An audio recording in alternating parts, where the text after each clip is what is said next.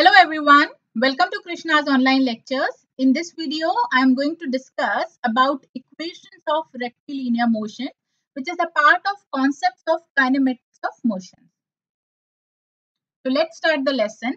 So here, I will discuss about equations of rectilinear motion. So what is rectilinear motion? So as I have discussed earlier, this rectilinear motion is generally defined the straight line motion. If any body which is moving along a straight line, that motion is called rectilinear motion. So the body should change its position with respect to another body along a straight line. So here we have to consider different conditions. For example, here we have one straight line surface. This particular straight line is defining the straight line path, and this is also called trajectory. So if any body, for example, this is our body and this is the initial position of the body, that is A. So when this body is placed on this particular straight line surface, so here when body is in rest condition, the velocity of the body or initial velocity of the body should be 0.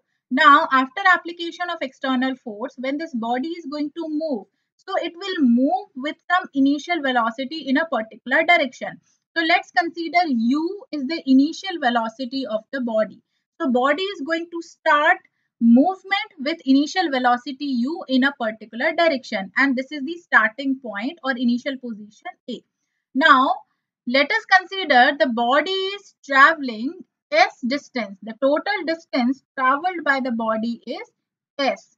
So S is represented as the distance traveled in a particular time period T, which is traveled by the body in a particular direction.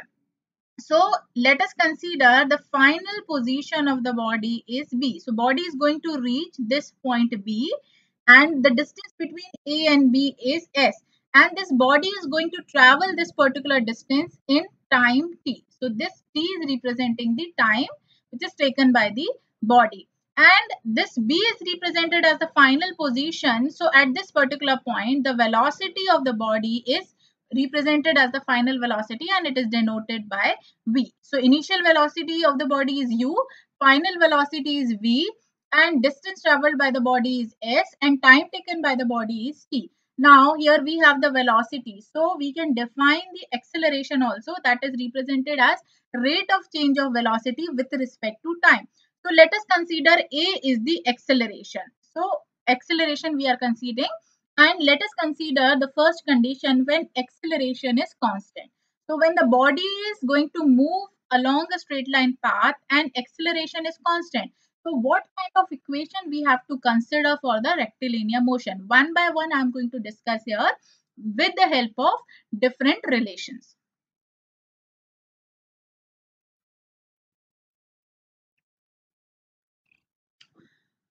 So let us consider the first relation, that is represented as acceleration equals to rate of change of velocity. So this equation should be A equals to dv by dt. Now this dv we can define as the relative velocity. So relative velocity should be what? It should be v minus u. Final velocity minus initial velocity. So it is v minus u, and dt we are considering as the total time taken by the body, so it will be t.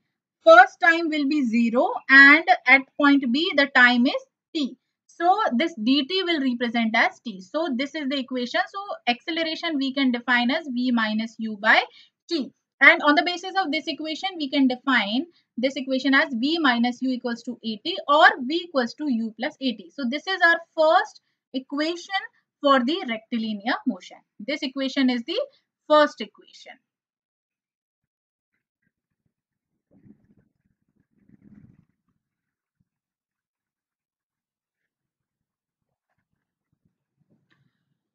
So second equation we can obtain by this particular relation. Distance traveled by the body equals to average velocity into time.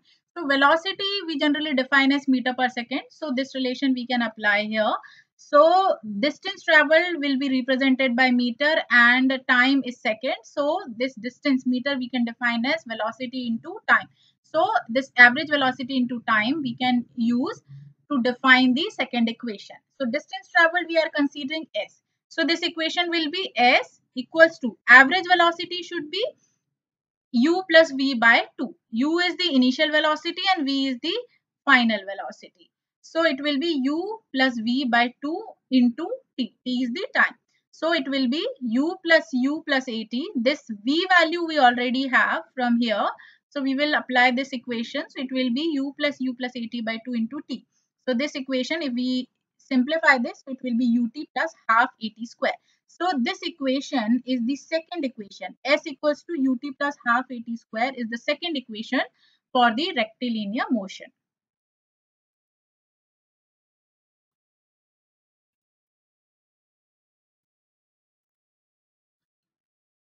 So third equation we can obtain by the same relation. Distance equals to average velocity into time. So distance is denoted by s, that is equals to average velocity. So it will be u plus v by 2 into t. So here what we will do, we will put another value of t. So here in first equation, we have this value a equals to v minus u by t. So in place of t, we can put v minus u by a. So here we are putting this v minus u by a. And we will simplify this. So this term u plus v and u minus v or v minus u, it will be v square minus u square divided by 2a. So the equation will be v square minus u square equals to 2as. So this is our third equation of the rectilinear motion. So here, if we are considering any body which is moving with initial velocity u and it will reach the final point with velocity v, final velocity, and it is moving with acceleration value a, let me write down the units also. So it will be meter per second square, and this distance traveled we can consider in meter. So, and distance traveled by the body is s in time t.